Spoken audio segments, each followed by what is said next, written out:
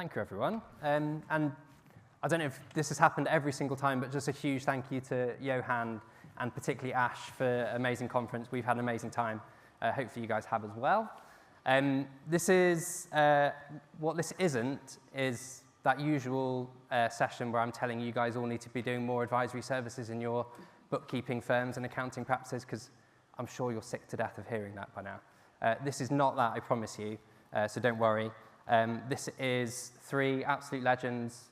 Neil, probably a bit early to call you a legend, but two absolute legends and a future legend talking about their experiences of how you can do a little bit more in your accounting firms and bookkeeping practices by collaborating and partnering with people outside of your organization. That's something that Nexus does.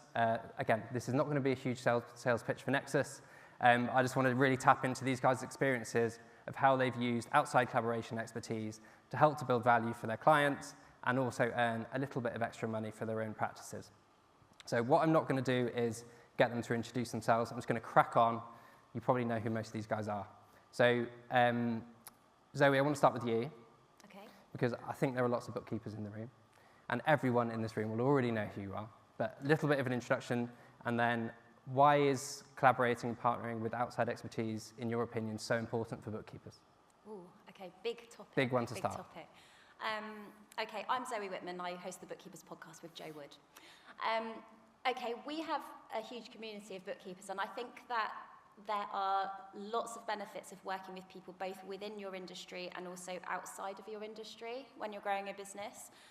So I always think about do you know what? I think we start businesses thinking we have to know everything. And we've been trained by the schooling system to answer things correctly. So we are trained to think we have to know that, like, what is right, what is wrong, and always have an answer and know where to go. And the real honest answer is that we don't, and we can't. And when we don't, and we feel like we don't, we actually really lose a lot of confidence, and that stops us offering services, it stops us growing our practices. We see this all the time with bookkeepers. And the benefit of having people around you who actually do know the answers is that you have that great support network to ask when you're stuck, maybe even to outsource something that you are never going to be an expert at, or to add an additional service which you're not qualified to provide, but which you know enough about to be able to introduce to the right person. So I think there's just so many opportunities to grow. Is there anything, in your opinion, blocking at the moment some of the amazing bookkeeping community you're working with from doing this sort of thing?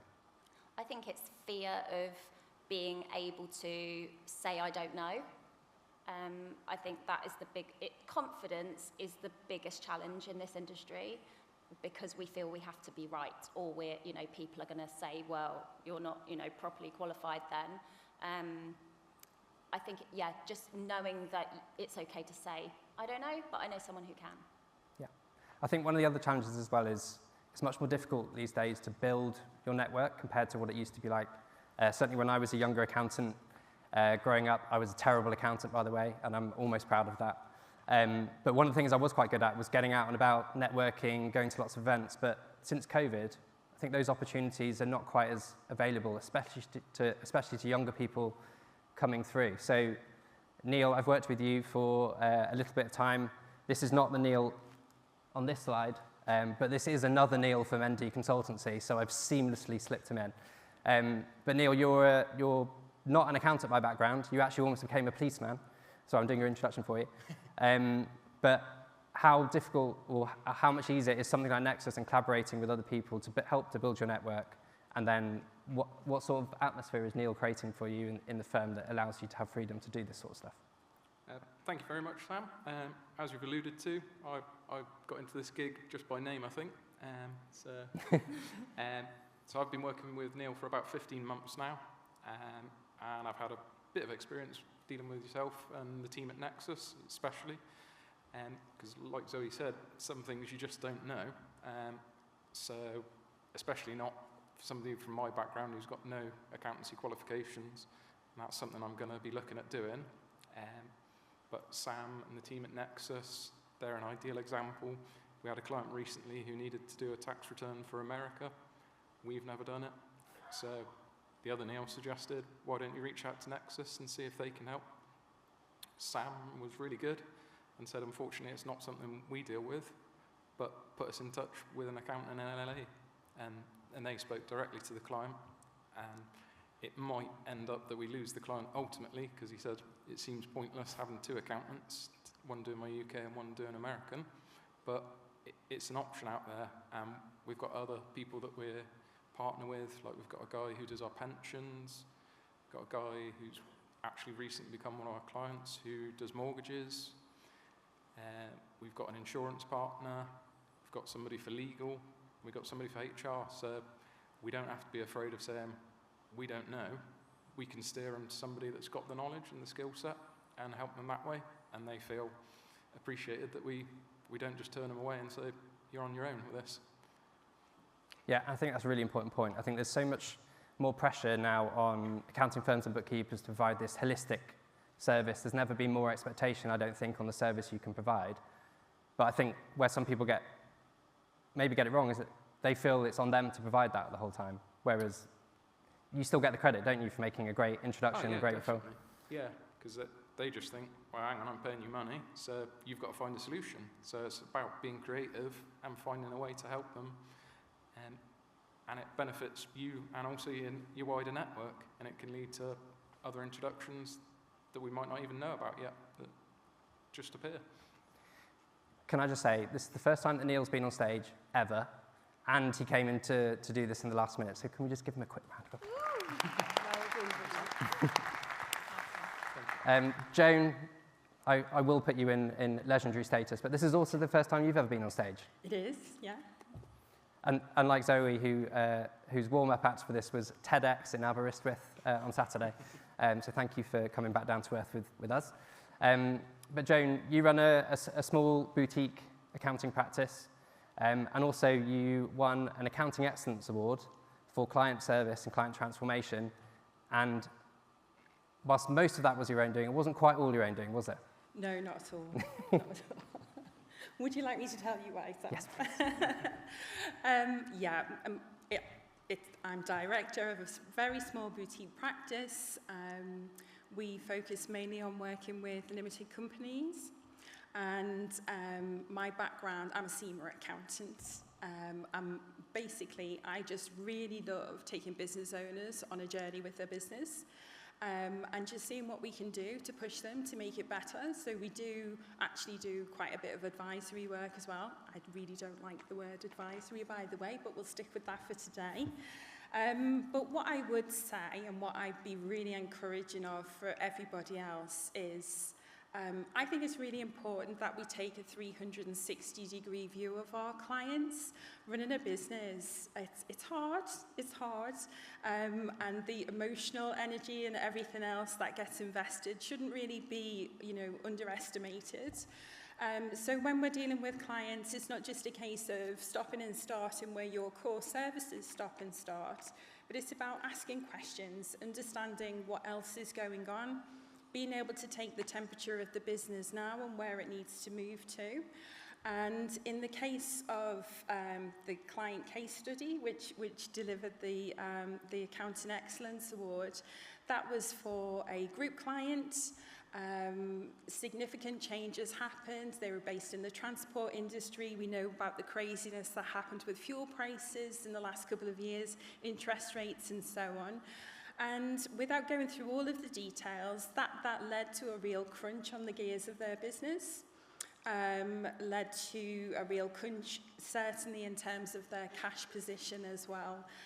So aside from all of the other things that we were able to deliver through the advisory piece, one of the other core services we were able to deliver for the client whilst we got them back on track was just to bolster them with extra access to finance, time to pay arrangements and so on.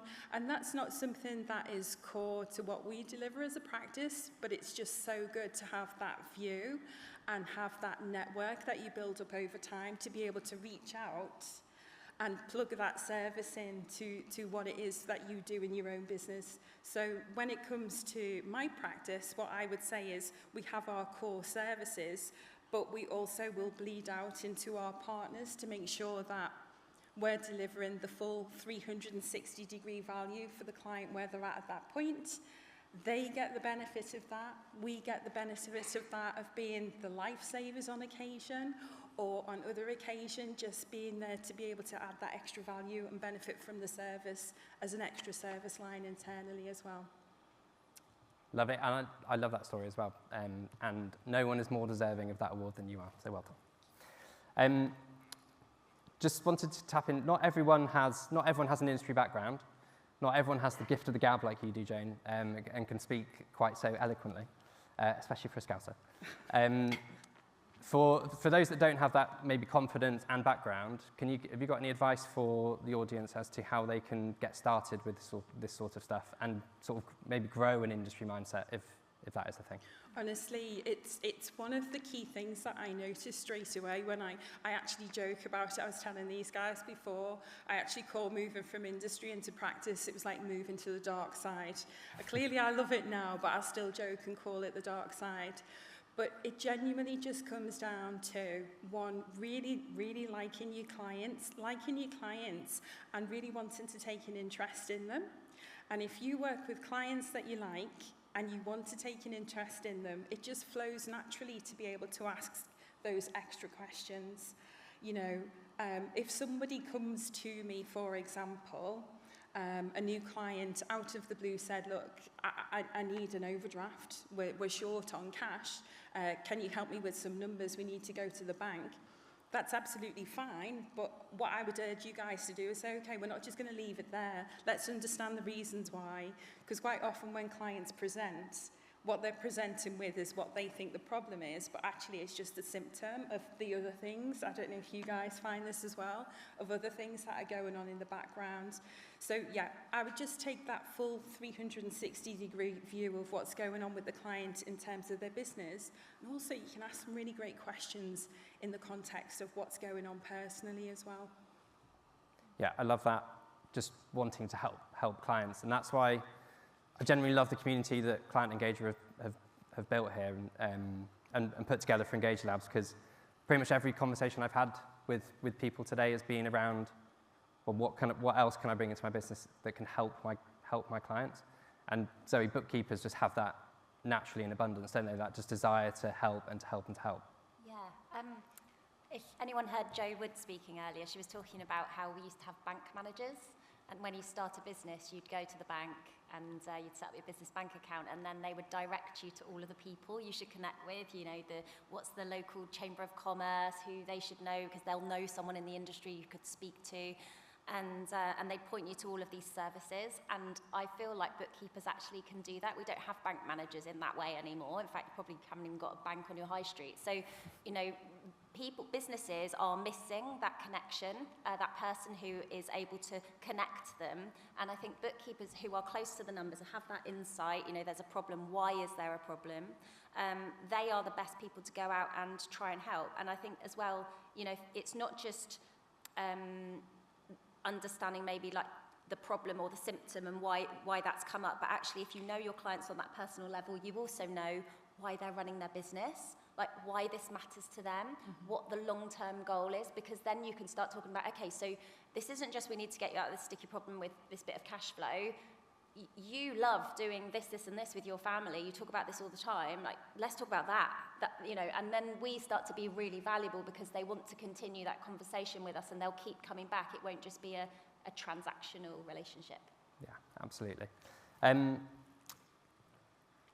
going to ask this same question. I want an answer from all three of you, if that's all right. So when choosing someone to partner with or to collaborate with or to send referrals to, what values are you looking for with those people, and how on earth do you go about choosing who to partner with? Who wants to take that first? Me. You start speaking. Okay, that's fine. That's absolutely fine. That is huge.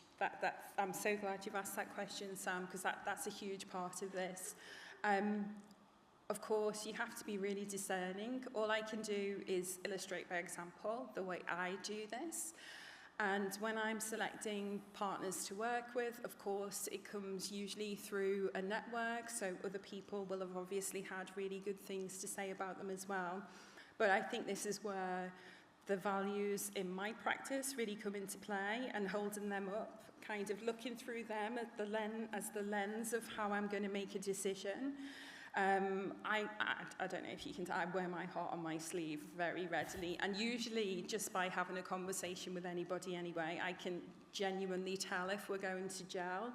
But it's just having that understanding about, you know, what is it that you're trying to achieve for the client, and are the partners that you're selecting to work with you, are they going to genuinely take the same level of time and attention and care with your client that you would? I wouldn't want to be attaching an additional service to our suite of services if I thought once our involvement stops, they're just going to fall off a cliff. So I would say that is probably the main thing that I would be considering, looking at the values, reputation, and just gelling and see how you get on with people. Love that. Sorry? Yeah, I'd agree with that. I think it's really important for me to obviously we're talking about a different situation here. So, you know, for us, Joe and I, with a community of bookkeepers, we need to understand the product that we're recommending, or the relationship, who the person is, have that real trust. Because people listen to us the way that your clients will listen to you. They see you as an expert. They probably come to you because they have certain feelings about how they are about money or finances, and that means, and you know, most of the services that we're going to recommend on are going to be probably in the financing or financial services, in that, or insurance, those kind of spaces, which again come under that category of finance stuff. So we need to make sure that we are only recommending and endorsing things. So we are endorsing it, and we are seen as a kind of influencer for those decisions. We've got to make sure that it is the right fit. So there is some due diligence to do, and that is really crucial. Anything to add, Nick? No, I think what the ladies have said is pretty spot on. I mean, it's all about collaborating. I'll speak on behalf of the other Neil. I think it's about finding like-minded people, being somebody that you're comfortable with dealing with, who has similar values, and just really collaborating. I know certainly dealing with the people at Nexus, they're all very similar to me. I'll take notes to the nth degree and send lengthy emails about conversations I've had to the other Neil, just to keep them abreast. And the same with the guys at Nexus and a lot of the other people that we collaborate with. They'll come back to me and say, well, okay, you've recommended so-and-so, and this is what we spoke about. This is our recommendations. Obviously, we're only advising, and we're quite clear with the clients that this is just what we're suggesting, but ultimately, it's your decision. We can't tell you what to do and what's going to be right or wrong for you. Thank you, guys. And what I'm really glad about is that not one of you mentioned technology at all, and you only spoke about the human side of things, so trust and reputation and relationships and collaboration. And I know it's a bit weird to sort of be stood here at what is essentially a tech conference and talk about the importance of humans and relationships, but for me, the more innovation there is on the technology side and that comes into our profession, the more important the human side's going to be. Those relationships that you have with outside partners and with your clients are just going to become more and more important. So I'm glad, it's almost like set that up. Thank you for doing that. One question I wanted to ask, with all of this great technology on display, and Johan's going to come and show off about all the development they're doing in 3.2 seconds, as client engagement just changes so quickly. What would, if you guys had more time in your practices and your firms, and I'm sure these guys might answer this question themselves, what would you do with more time in your practice? If automation is creating this, if technology is creating more time, what are you going to do with that time in your businesses? Go on holiday. It's for all of you. Yeah, go on, Zoe. Spend time with my kids. I think I'm supposed to say, no, you're not supposed to say. Clients, do more work. But why are you building business? I'm building a business so I can be with my kids. I'm pretty sure you guys are, or to do the thing you love, and I'm pretty sure your clients are doing that too. So, automation is a gift. If we can save time, we can do things more accurately with less errors in a faster amount of time. It still has the same value. It gives us the opportunity to build better relationships and communicate well, but it also means that we get to do more of the thing that we're in business for. Amen to that. Okay. Prompt me again, Sam. I got so into Zoe's answer there. Just prompt me again. Sorry. What are you going to do with more time in your practice if you're automating everything and there's lots of innovation in your practice from a technology perspective? What are you going to do with your extra time? 100% buy into what Zoe just said there as well. If I take a different angle and I take it from the business owner side, then at the end of the day, we're running our practices. If we get more time, that equals more capacity. And for me, that would be two things that I'd be looking at. So the first thing is I'd be looking at again, it's coming back to this 360-degree view of the clients.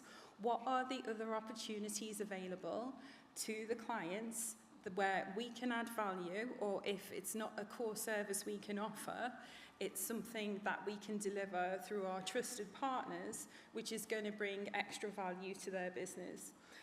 Because at the end of the day, the success of my business depends on the success of my clients' businesses. The way I would do that with internal clients first, who we have, because even though we already do quite a bit of this with our clients, and that's why I like to keep our client numbers small, the sand moves beneath their feet quite often, and the situation changes on a regular basis. So there's a real window of opportunity there, I would say, for everybody. And then only on the back of that afterwards, then I would start to maybe look towards the new clients. But honestly, I think we could fill up capacity with existing clients, and just knowing that their situations are changing. Thank you. Part of the reason I did ask questions because I've asked this question quite a lot to accounting firms and bookkeepers, and actually you guys have given a different answer, which I love, and especially yours, Zoe, just because it's so human. But lots of them will say, I'll go out and try and win lots of new clients, and that's their first instinct, is to think that. And I just think there's so much more you can be doing with your existing clients, probably. And again, this is not that go and do cash flow forecasting, management information. It's not about advisory services necessarily, but it's looking for opportunities to help them and to add value and help build their businesses. So well done for giving the answer. New clients are the hardest clients to win as well, Sam. They are. Just to jump in as well, I'd say strengthen the existing relationships. We like to have quite strong relationships with our clients, know a lot about them, but with more time we could learn more about them and look at extra things we could do, whether it's things that they haven't even considered yet, like holding companies and longer term aspirations, like what they want to do for their retirement, and if we can help at all with that. Brilliant. It's not all fluffy rabbits and meadows, is it, though, sometimes with referral partners? Things can go wrong. So what would you say are sort of the challenges and pitfalls, things to look out for, watch out for? Again, this is for all of you. Obviously, everything's great if you work with Nexus. I feel like Neil has mentioned Nexus in every answer. Well done for that.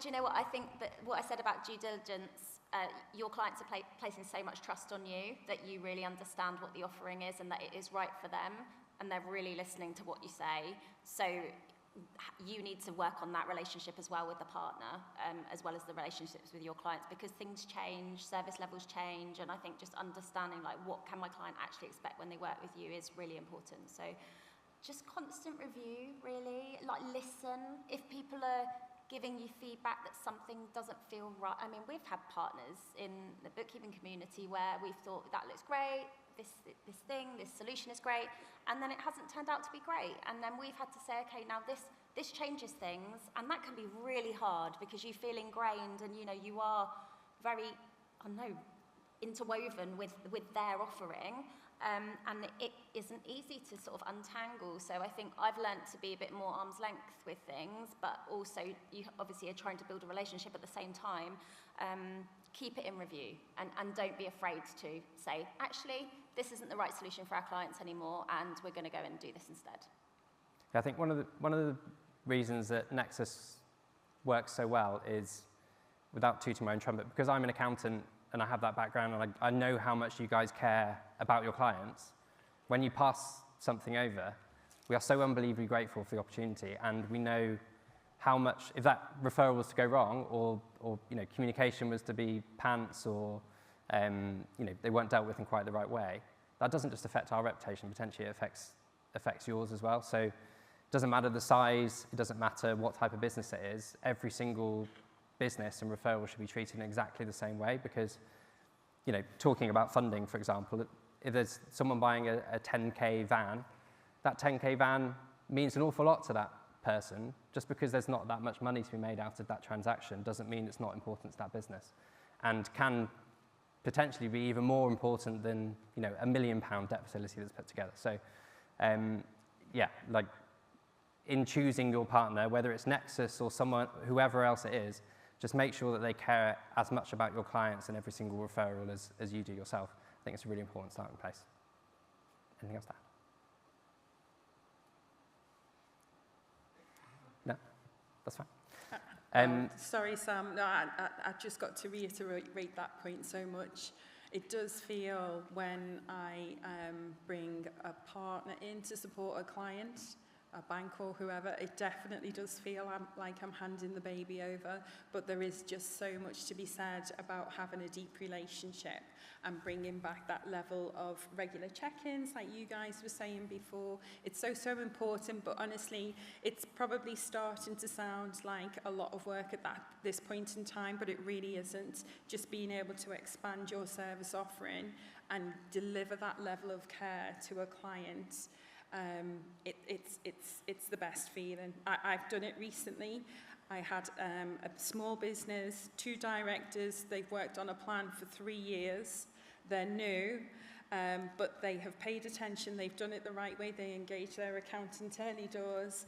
And the plan was they wanted to build up the team so they could have 2 weeks off so they could take their kids to Disney.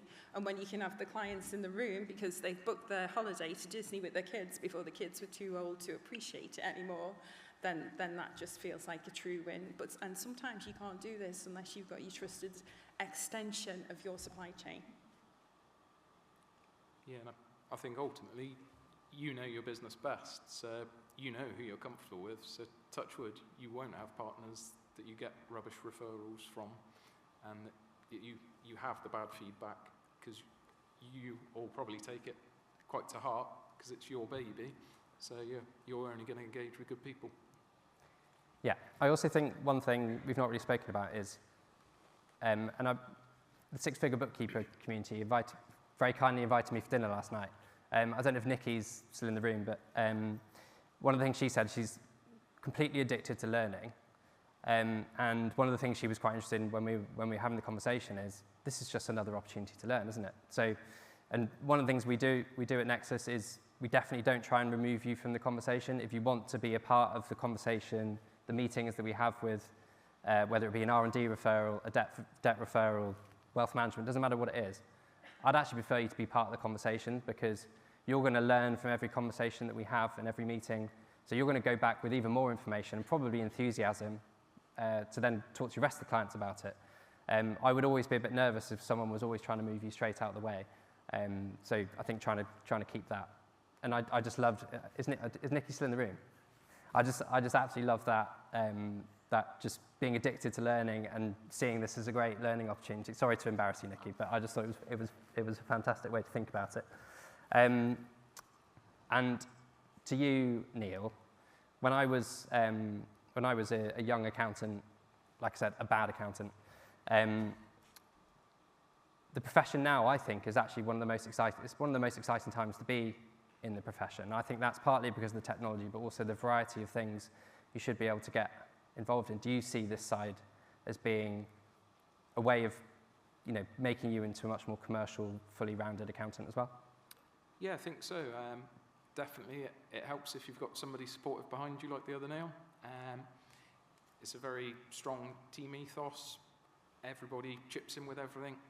Everybody gets given their own little projects. I set up the engager for our practice. We've got others in the company that are doing their own little side projects.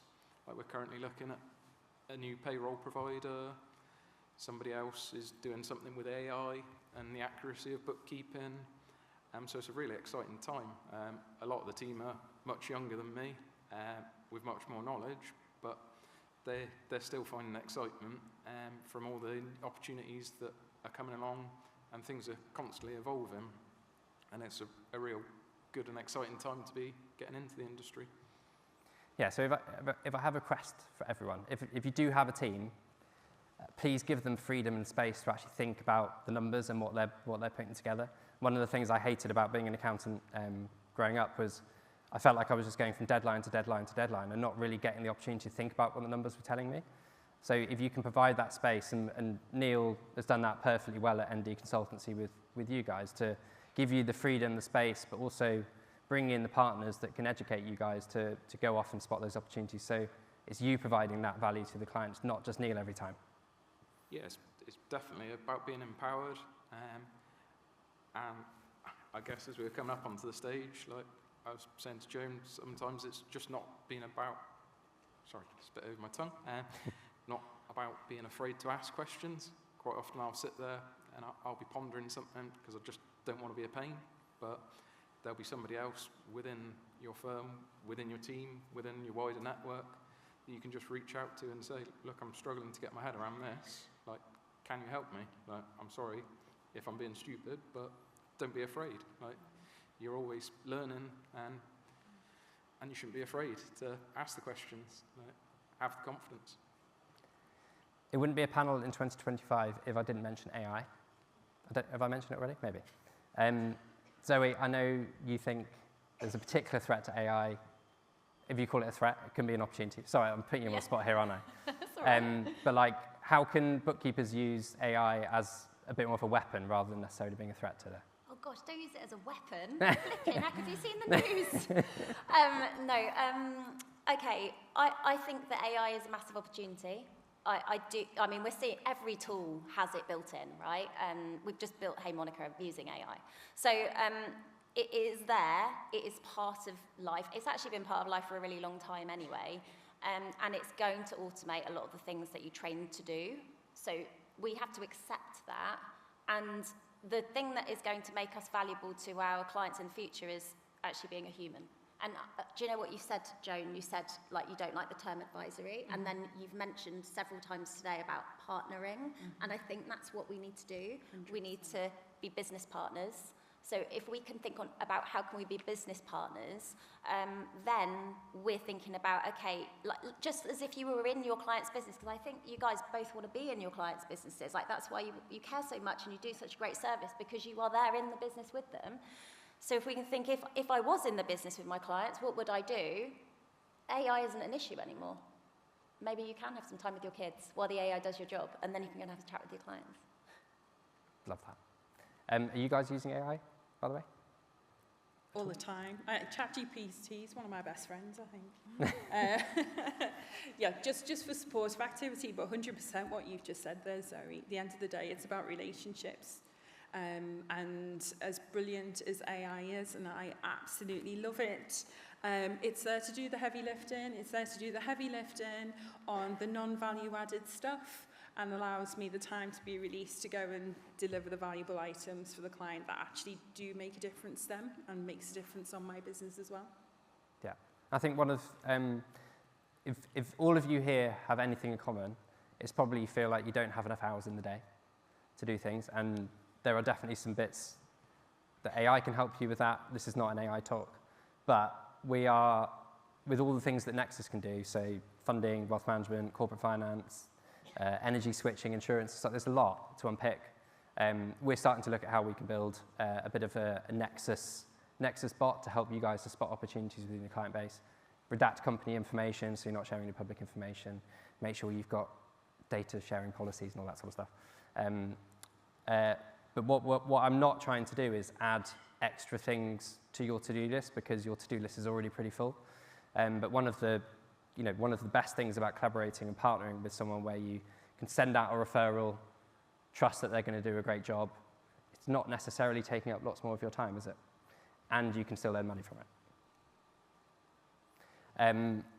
Are there any key takeaways that you would like this lovely audience to go away with? Obviously, I want Joan, from a small accounting firm perspective, any wisdom to share first?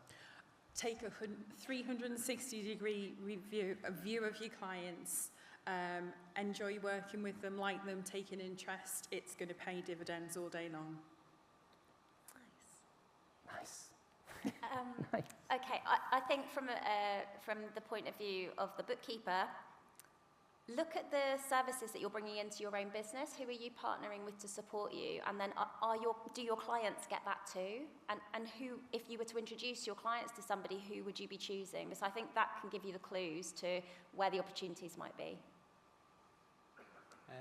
Yeah, very similar to what Joan and Zoe have said. Don't just get tied down to your lane. Like, be open to opportunity and collaboration, and sort of think about the wider picture. Sometimes you can't do everything for everybody as much as we all want to, but you've got to draw the line somewhere. Very nice. Thank you, guys. If you are interested in what we do at Nexus, this is how you can get in touch. Always available for a chat. My lovely team here at the front in these rather fetching quarter zips. Always happy to have a conversation.